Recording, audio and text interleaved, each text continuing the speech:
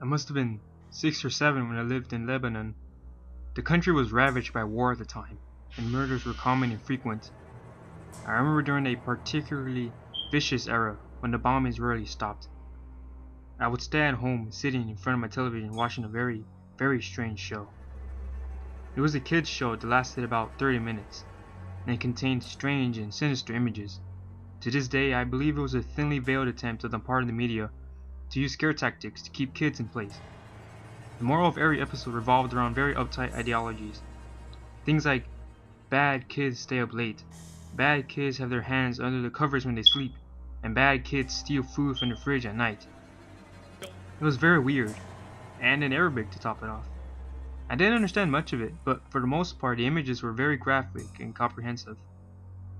The thing that stuck with me the most, however, was the closing scene. It remained much the same in every episode. The camera would zoom in on an old, rusted, closed door.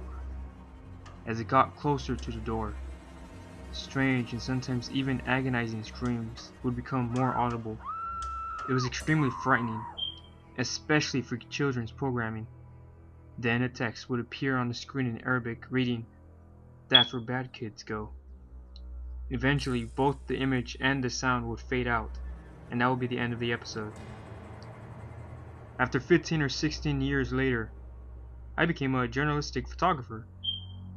That show had been in my mind all my life, popped up in my thoughts periodically. Eventually I had enough, and I decided to do some research. I finally managed to uncover the location of the studio where much of that channel's programming had been recorded.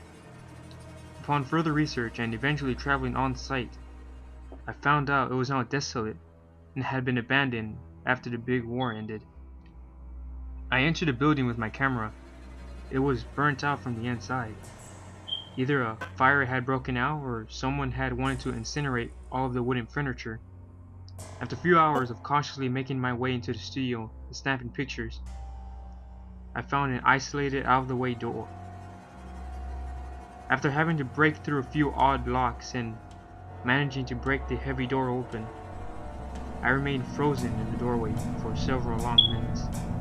Traces of blood, feces, and tiny bone fragments lay scattered across the floor.